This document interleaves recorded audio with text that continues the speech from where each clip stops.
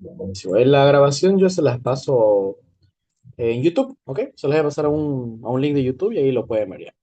Ok, a ver, al menos lo que yo vi de los exámenes del Inge Capobianco, y eso igual me comentaba un amigo, me dice que son muchos exámenes en los cuales capaz les meta estiquiometría y capaz les meta alguna cosa para pensar.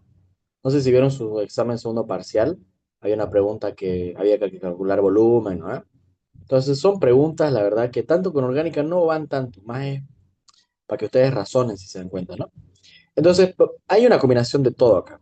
¿Ven? Hay razonamiento, hay también un poco de ejercicio. Entonces, vamos a ir haciéndolo ya.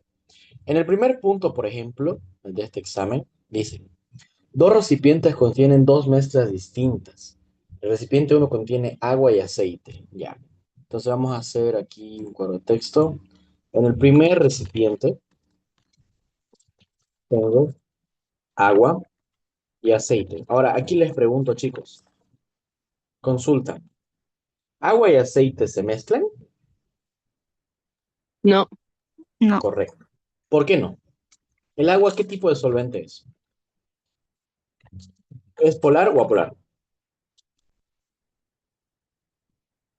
Es polar, jóvenes, ¿ya? ¿Por qué sé que es polar? Porque el agua tiene la siguiente estructura. Cuando yo coloco agua, por ejemplo, acá voy a colocar agua, y yo, por ejemplo, si me pongo a investigar un poquito y busco su forma tridimensional, ahora se lo voy a mostrar, el agua tiene una característica de que no es una forma geométrica regular. ¿A qué me refiero con regular? Que sea simétrica. Si se dan cuenta, este que es el átomo de oxígeno, tiene un grado distinto con respecto a uno al otro. Aparte de que de este lado de acá, digamos, como que no tiene nada, ¿no? Y hay algo que tomar en cuenta. Si ustedes en algún momento ven hidrógeno, siempre tomen en cuenta lo siguiente, ¿ya? Al menos esto que he visto que les has preguntado, tiene mucha relación con lo que se llaman los puentes de hidrógeno. ¿Qué sucede? El agua, chicos, tiende a generar puentes de hidrógenos. ¿Qué significa eso? Cuando yo tengo agua, sucede lo siguiente. Tengo una molécula de oxígeno, ¿ya? Y tengo una molécula de hidrógeno acá y otra molécula de hidrógeno acá, ¿ya? ¿Qué sucede con el hidrógeno y el oxígeno? El oxígeno es muy electronegativo, ¿ya? Por sus mismas características. ¿Qué sucede?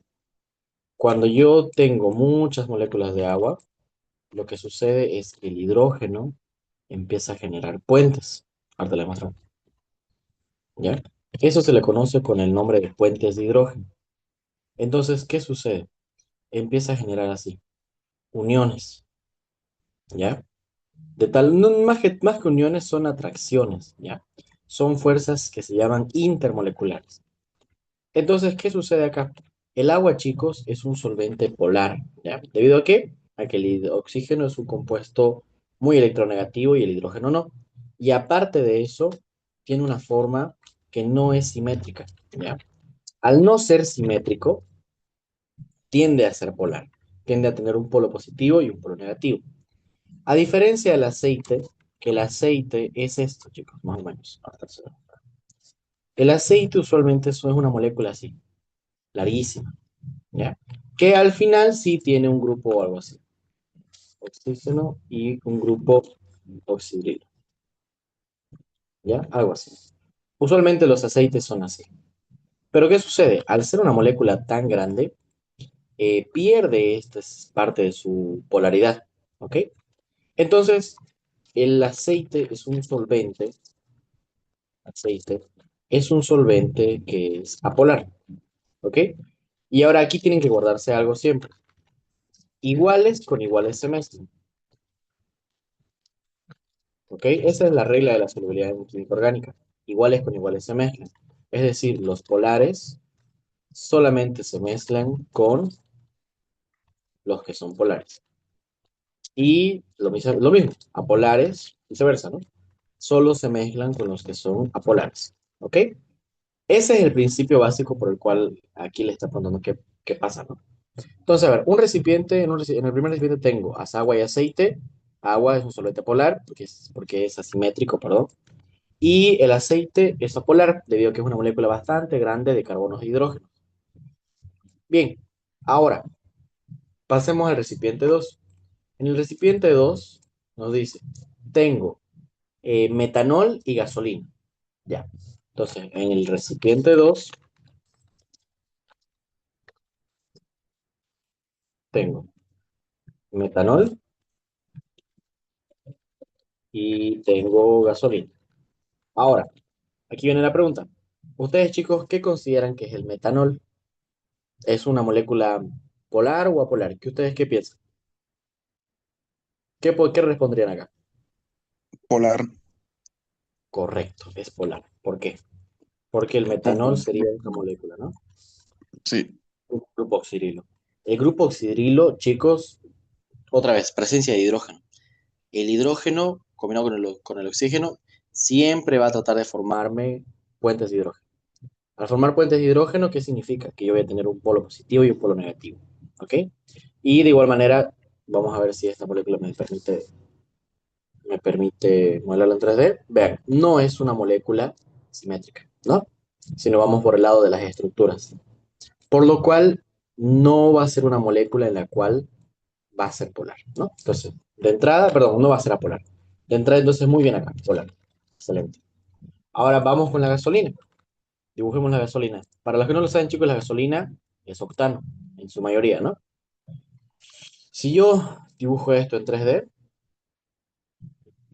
ven, es una molécula que sigue una forma que es exactamente, por así decirlo, igual, o sea, se mantiene la misma estructura.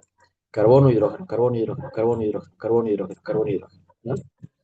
Entonces, como es una estructura formada por mismos tipos de átomos de carbono e hidrógeno, es una molécula que va a ser, en este caso, polar, ¿ya? Entonces, ¿cuándo se van a dar cuenta ustedes cuando es polar o no polar? Mucho ojo cuando vean hidrógeno y oxígeno. Ahí casi siempre va a ser polar, ¿ya? Muy pocos casos en los que no lo es. Entonces, ¿qué es la pregunta? Le dice, al combinar estos dos contenidos en los recipientes, ¿cuántas fases se obtienen? En este primer frasco, chicos, vamos a tener dos fases. Ahora yo les pregunto, ¿a qué se refiere que tengamos dos fases?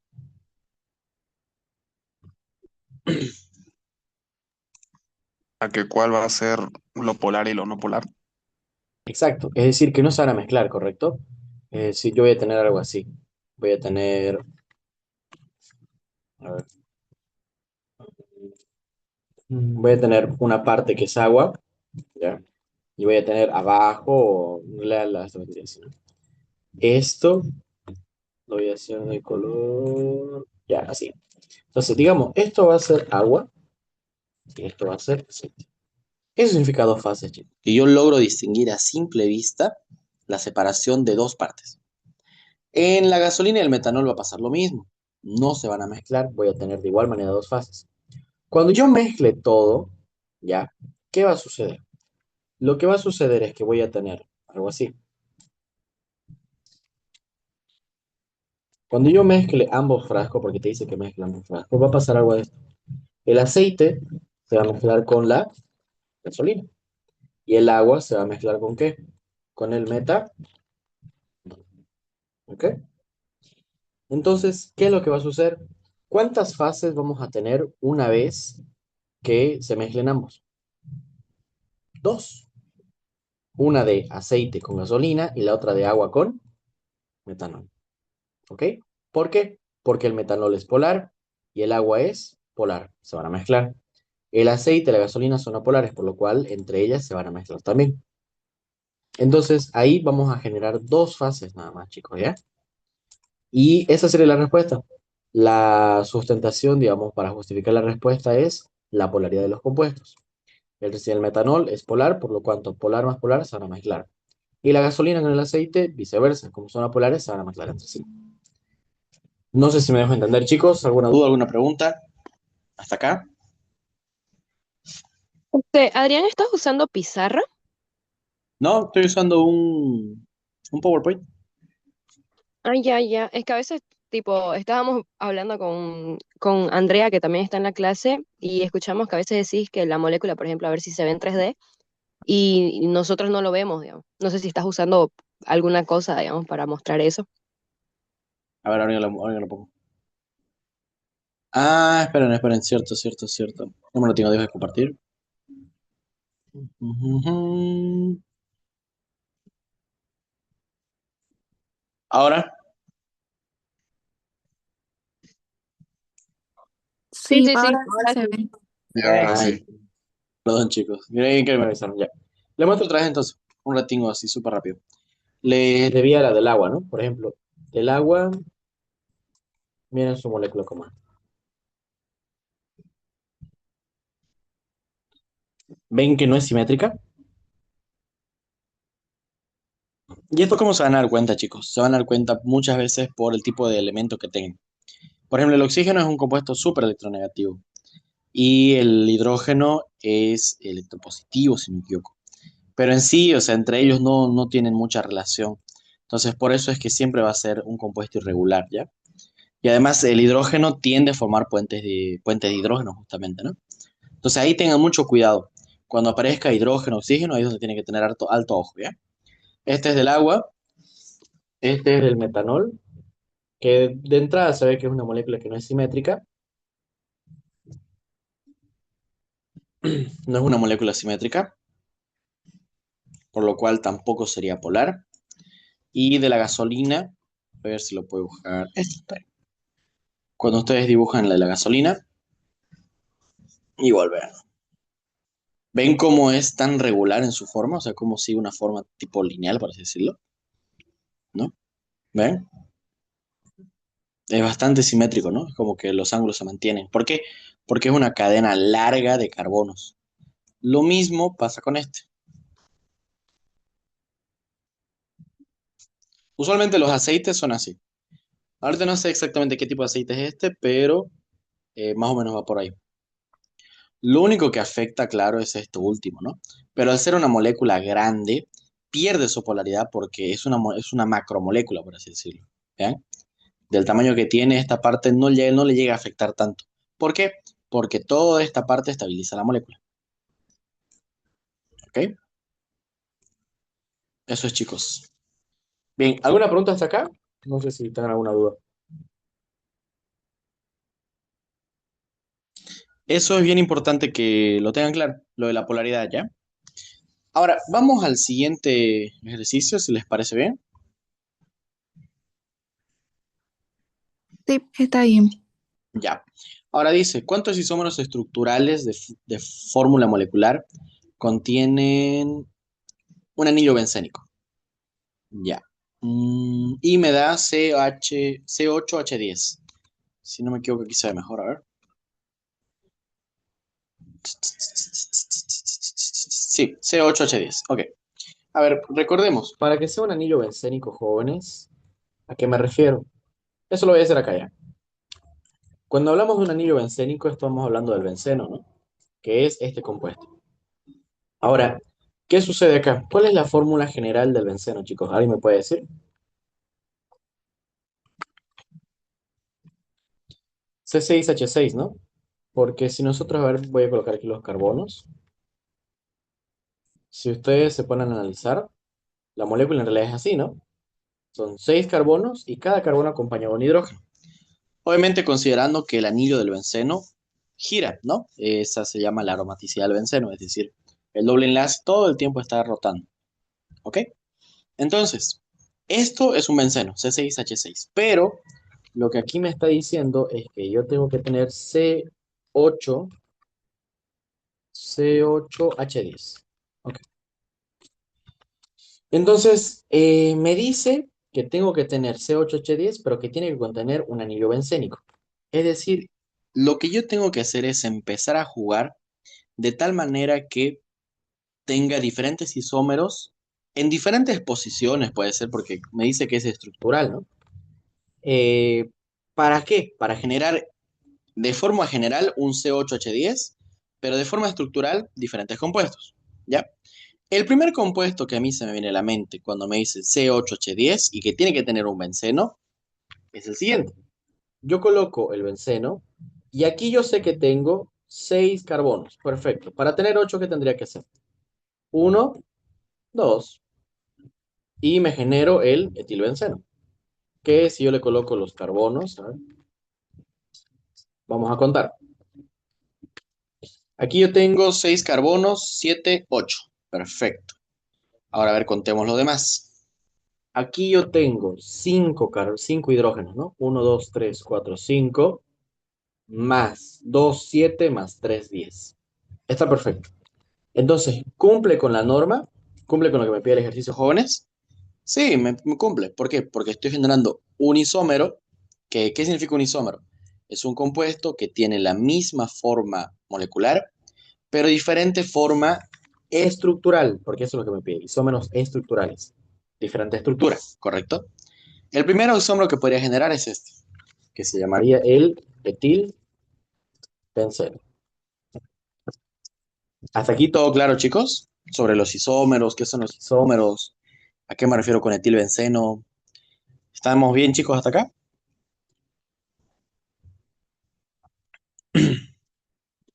Sí, ¿no? Bien, continuamos. Ok, como yo tengo al etilbenceno, después de eso voy a ver qué más puedo generar. Por ejemplo, a ver, yo sé que si coloco el etilbenceno en otra molécula, va a ser lo mismo, va a seguir siendo etilbenceno. Entonces, ya no puedo colocar otro etilbenceno porque ya me pasaría, sería 9, 10, ¿no? Entonces, lo que voy a hacer es dibujarme otra vez otro benceno y voy a considerar lo siguiente. Recuerden, chicos, que el benceno tiene una isomería estructural muy conocida. Isomería estructural o de posición, que es muy conocida, ¿ya? Que sería la isomería ortometapara, ¿ya? ¿En qué consiste la isomería ortometapara? Consiste en que yo voy a tener dos sustituyentes en un benceno. Y eso a mí me conviene. ¿Por qué? Porque yo puedo hacer lo siguiente. Colocar un carbono acá, perdón, un carbono acá, ahí voy 7, y con este ya tendré 8. Entonces, a ver, contemos. Vamos a darle a toditos, así. Ya, perfecto, estoy partiendo el benceno. Listo. ¿Qué tengo acá? Tengo 6 carbonos acá, perfecto. Hidrógenos, aquí tengo 4 más 6, 10. Cumple. Buenísimo. Entonces, lo que hice, si se dan cuenta, chicos, es el etil que en realidad tenía antes, lo estoy pasando a dos metiles, ¿no? Que si no me equivoco, este compuesto también se llama sileno, ¿ya? Ahora, ¿cómo funciona esto lo de ortometapara? Cuando yo tengo la posición uno y 2 sustituidas, ¿ya? Se llamaría ortosileno, pero simplemente se coloca osileno, ¿ok? Osileno, ¿qué significa? Que la posición va a ser uno y 2 para los dos sustituyentes del benceno. Ahora, bajo esta misma lógica, jóvenes, hagamos los demás isómeros. Porque ya vimos que estructuralmente va a cumplir. Lo que vamos a hacer variar es la posición. Este de acá yo lo rompo, listo. Y ahora lo coloco acá. Buenísimo. ¿Qué se llamaría este compuesto? Veamos si cumple. ¿Sigue cumpliendo? Sí, va a cumplir. Porque, a ver, son 6 carbonos, perfecto, 7, 8. Y aquí tengo 4 hidrógenos más 3, 6, 10. Va a cumplir, perfecto. Entonces agarro esto, lo copio, buenísimo. Y se va a llamar, en este caso, ya no se va a llamar ortosileno, porque la posición ya no es la uno y la 2. En este caso sería el uno y 3, ¿no?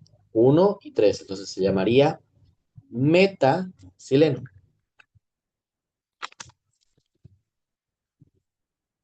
¿Ok? Ahora, vamos con la siguiente.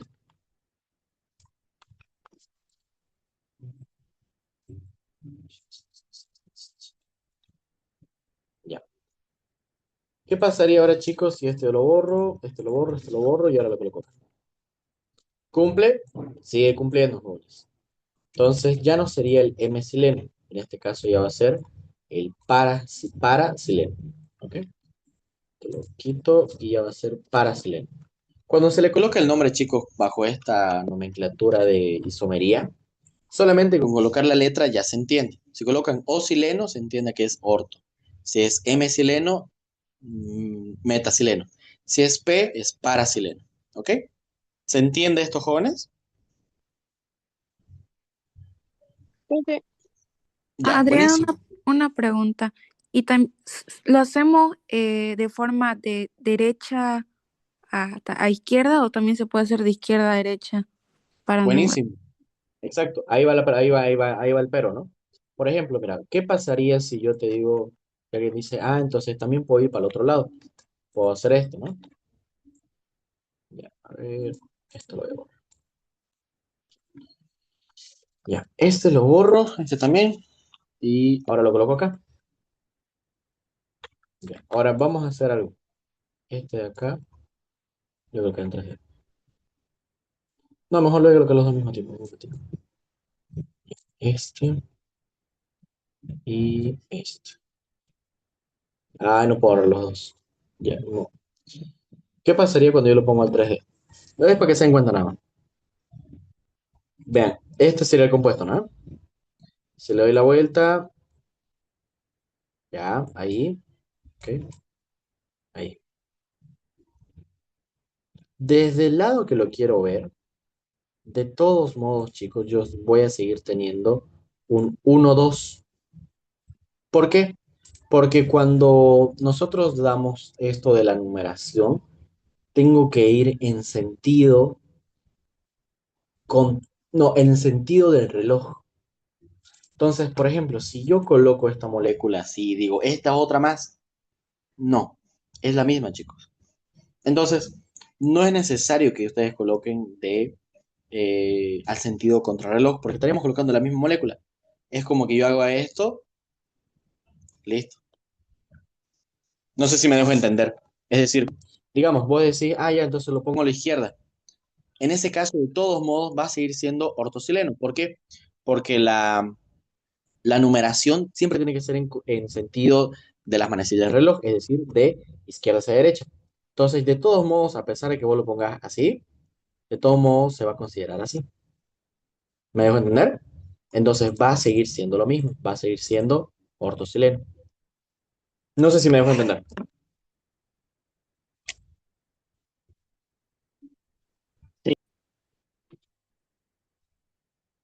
Ya. Entonces, como les dije, chicos, a pesar de que nosotros podamos darle la vuelta y darle otras vueltas, ¿no? Y decir, ah, no, pero esto es impuesto, no. Ahí muere. Porque si no, tendríamos más de este tipo de estructuras. Y la única que tenemos son ortometapara. Ahora, a ver, yo les pregunto, ¿qué otra posición podríamos colocarle para generar un carbono 8 con 10 hidrógenos? Si ya les dijimos que este y esta no cuentan porque van a ser lo mismo. Y si coloco una más, ya me voy a pasar, ya no van a ser 8, van a ser 10. Perdón, 11, ¿no? Y si rompo uno, ya no voy a tener el anillo bencénico. Entonces, yo les pregunto, jóvenes, ¿cuántas estructuras tenemos para el benceno con dos carbonos, o sea, un C8H10? ¿Cuántas estructuras podemos generar? Tomando en cuenta que tenemos que tener el anillo bencénico. Generamos cuatro estructuras, ¿correcto? El metilbenceno, el ortosileno, hemicileno y parasileno, que también lo pueden nombrar con la nomenclatura IUPAC. 1,2 dimetilbenceno, ¿no? Dimetilbenceno. Y sucesivamente con los demás, ¿no? También así, 1,2, 1,3 dimetilbenceno. Y el último sería 1,4 dimetilbenceno. ¿Esto de la nomenclatura lo entienden, chicos?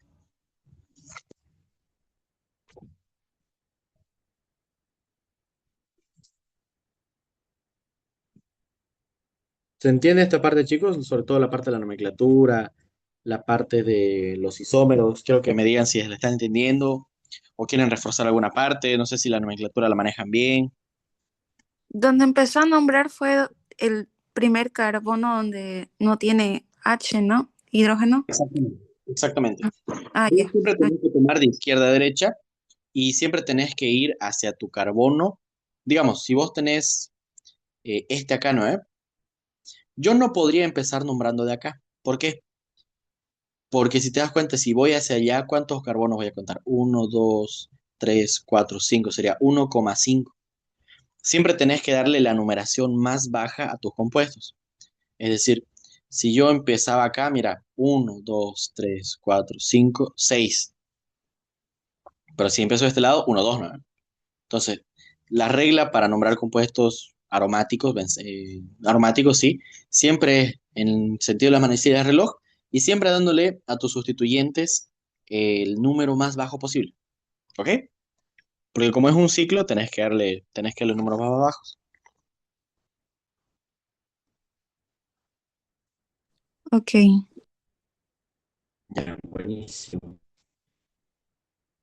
Bien. Entonces, la respuesta a este ejercicio. ¿Cuántos isómeros estructurales de forma molecular contienen la lluvia acérico? Explique y justifique. Esta sería la justificación, jóvenes. ¿Ya? Entonces, esto vamos a pegarlo ahí ¿cómo se llama? En la diapositiva para después que se las pase. ¿Ok? Listo. Esa sería la respuesta. Por lo cuanto, la respuesta sería el inciso C. No sé si escuchan la música de fondo. Perdón, es que es mi hermano que le gusta Skrillex. Ya. ¿Hasta aquí se entiende, jóvenes? ¿Estamos bien? Sí, todo bien. Ya, buenísimo, chicos. Pasamos a la siguiente. En el siguiente ejercicio dice, indique el orden creciente. Significa de menor a mayor, ¿no? Ya, creciente. Correcto de los puntos de ebullición de las siguientes sustancias. Uy, buenísimo. Ya.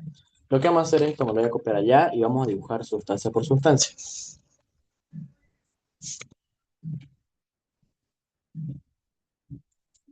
A ver, analicemos esto, chicos. ¿Qué sustancias tengo para empezar?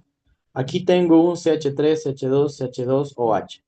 Ya, nomenclatura de alcoholes, chicos. ¿Cómo se llama este compuesto? Pero voy a colocar así. Son tres y acá tengo un oxidril. Carbono, carbono, carbono. Estoy bien, ¿no? Uno, dos, tres y un oxidrilo. Está bien. Ahora tengo uno, dos, tres nada más, ¿no? Un propano. Tan, tan, tan, tan, tan, tan, tan, tan, tan, tan, tan. Ya, tengo propano. Perfecto. ¿Qué más tengo? Tengo este chico que se llama CH3, CH2OH. Etanol. Etanol. Muy bien, etanol, excelente. ¿Qué también se le puede decir? ¿Alcohol etílico se le puedo decir?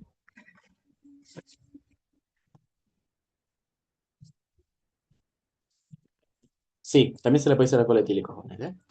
Es otra nomenclatura, pero también cuenta. Y acá tengo ácido, ¿qué se llamaría este compuesto, chicos? CH3COOH.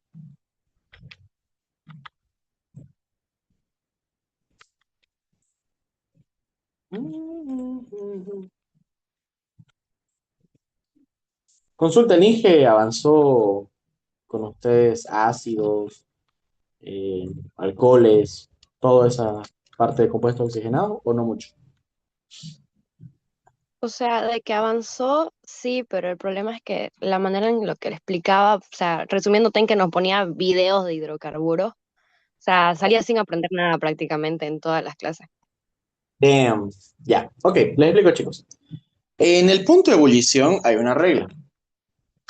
Mientras la molécula es más grande,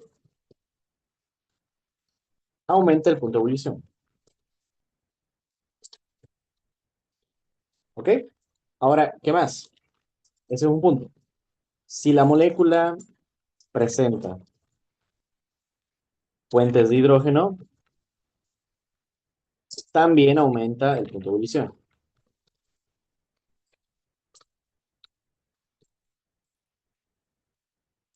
Ok, buenísimo.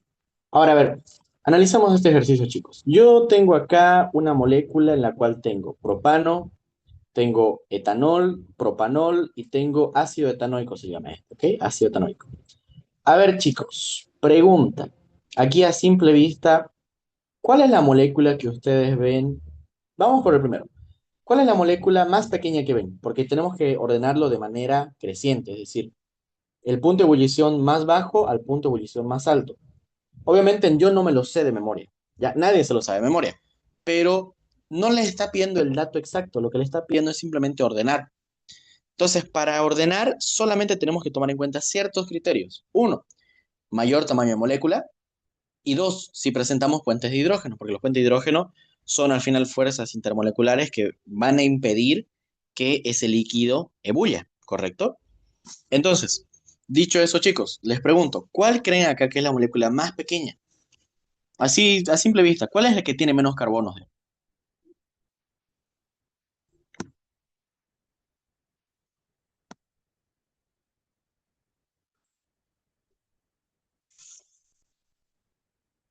¿Qué dicen, chicos?